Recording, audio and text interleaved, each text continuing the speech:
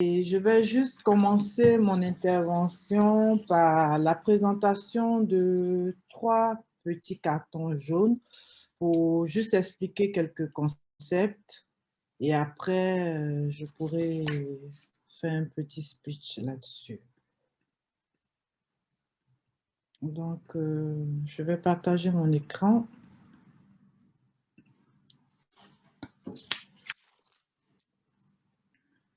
Donc, ce sont des concepts qu'on a l'habitude d'entendre. Donc, pour beaucoup, peut-être, ce sont des choses qui sont déjà connues. C'est juste faire un petit retour.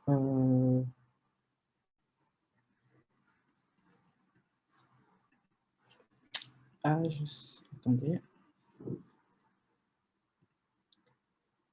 Voilà.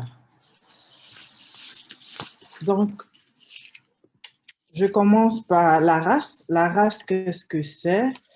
C'est un ensemble de populations dont les patrimoines génétiques ont des structures semblables et nettement différentes des structures des populations considérées comme appartenant à d'autres races.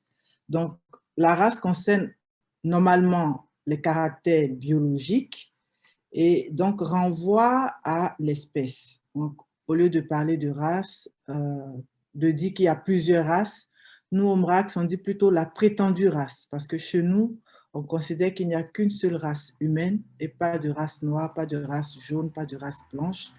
Donc, proche de l'espèce. L'espèce, c'est quoi? L'espèce humaine, donc la race humaine, et puis l'espèce animale. Donc, ce terme, il dérive du mot arabe race, signifiant tête, et il a commencé à être utilisé vers la fin du XIVe siècle dans le sud de l'Espagne et à partir du XVIe siècle en France et en Allemagne. Donc, dès le XVe siècle, les explorateurs européens, lors des grandes découvertes, donnent à cette notion une illustration spectaculaire. Donc, vous comprendrez bien que c'est du mot race qu'est venu le racisme. Le racisme qui est une idéologie qui est fondée sur le postulat que des races existent au sein de l'espèce humaine et qu'au sein de ces catégories de races, des personnes sont intrinsèquement inférieures et d'autres intrinsèquement supérieures. C'est donc un système de domination qui induit notre regard en l'orientant dans sa perception de l'autre. Le deuxième carton jaune que je souhaite partager avec vous, c'est le paternalisme. Le paternalisme, qu'est-ce que c'est? Le paternalisme désigne une attitude bienveillante, familiale, protectrice et condescendante dans l'exercice d'une autorité comparable à celle d'un père vis-à-vis de ses enfants.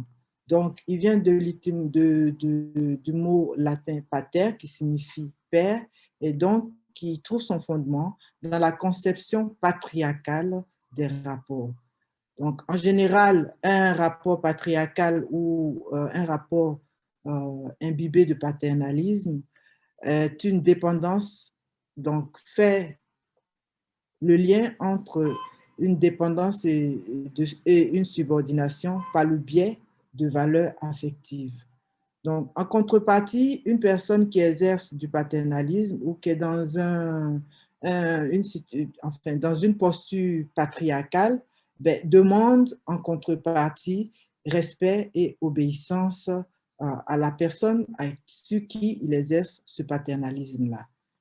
Et on se demandera, et le racisme paternaliste dans tout ça?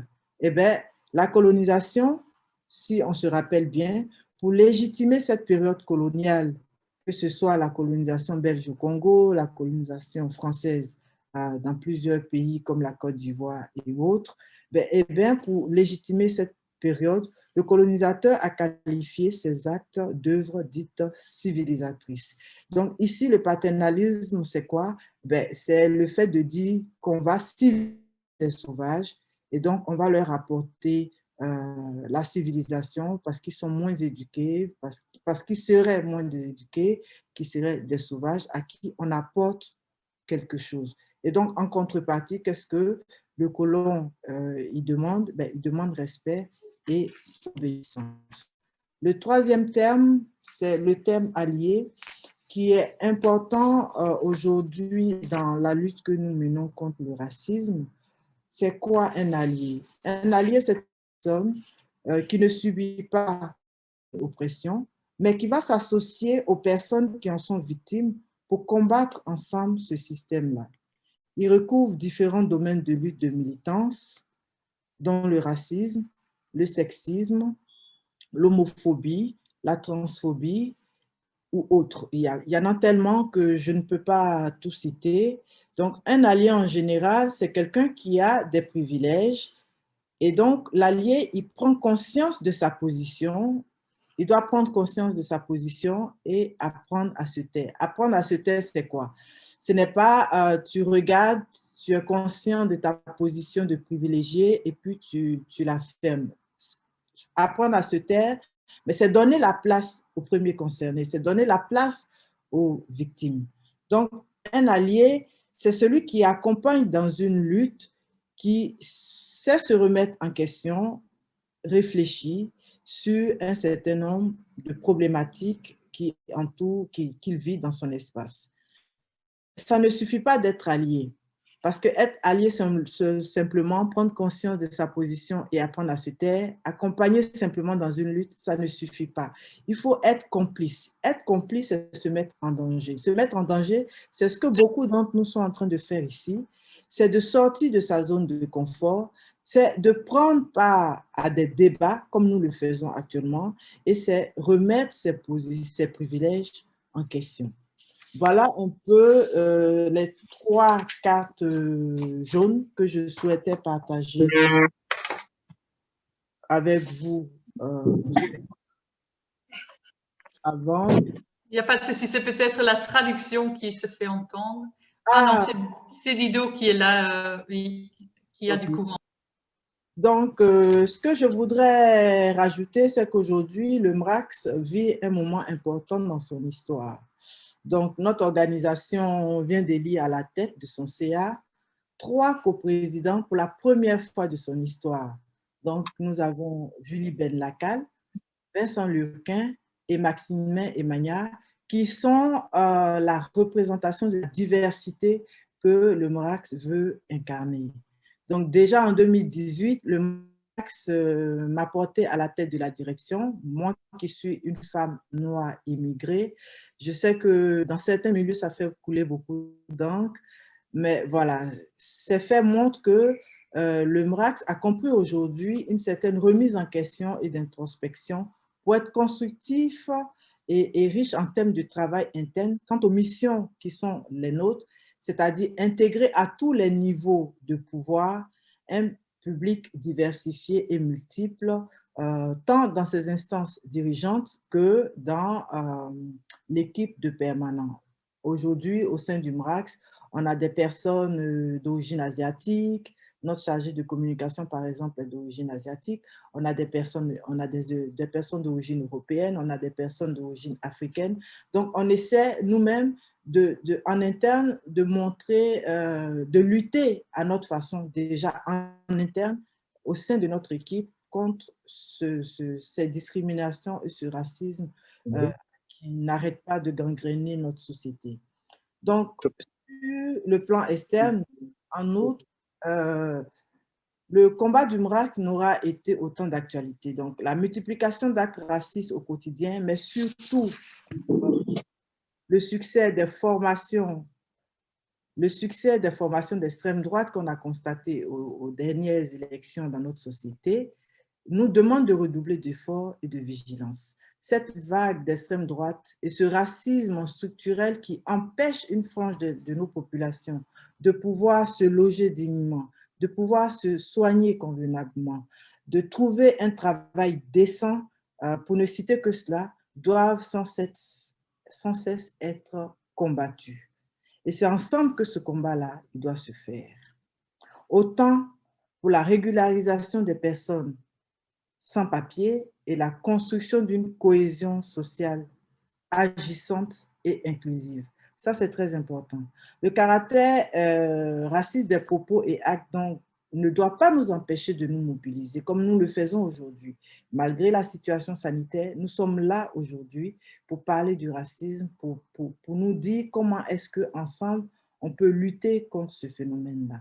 Donc, autant le racisme structurel que le racisme au quotidien reste, hélas, bien présent dans notre société. Il y a une chose parfois que nous oublions, c'est que la Belgique, elle n'est pas blanche. La Belgique, elle est multiple. Et dans cette multiplicité, il y a la composante des Juifs, il y a la composante des Asiatiques, des musulmans, des Noirs, des Arabes, des femmes, des LGTB, etc. C'est pourquoi la lutte contre le racisme doit rejoindre les autres luttes dans la société.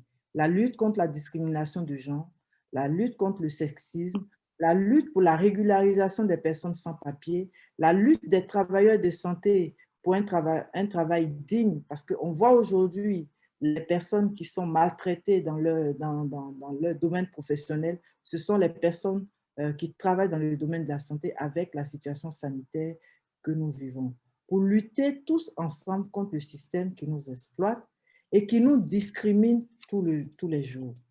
Pour nous, au MRAX, la vigilance face à toutes les manifestations discriminatoires, aussi légères puissent-elles sembler, reste un préalable de notre combat.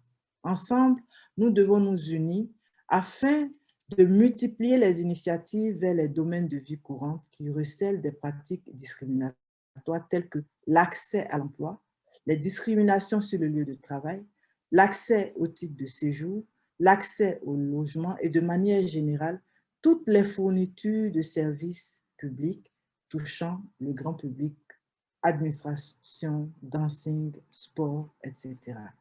Il est donc important pour nous que le droit des étrangers aussi soit intégralement respecté, car le principe fédérateur doit rester celui de la reconnaissance, en droit et dans les faits, de l'égalité des droits, ce qui n'est pas le cas aujourd'hui, malheureusement. À cet effet, nous insistons sur la nécessité de combattre la place laissée à l'arbitraire et aux préjugés. Il nous paraît donc essentiel de préserver dans notre combat la lutte contre le racisme institutionnel. Donc, nous, notre combat vise notamment à sensibiliser aussi les citoyens eux-mêmes à l'importance de pouvoir vivre leur épanouissement pour le bien-être de chacun au sein d'une société ouverte, au sein de laquelle les différentes cultures seraient reconnues et respectées pour ce qu'elles sont. Cette coexistence ne pourra s'instaurer que par un dialogue entre les communautés, un dialogue que nous devons rendre plus dense, plus libre et plus respectueux. L'histoire d'une part, une certaine approche de l'histoire, et la mémoire d'autre part, une certaine approche de la mémoire, peuvent contribuer à l'élimination de la discrimination et permettre une meilleure appropriation de l'espace public par les personnes issues de l'immigration.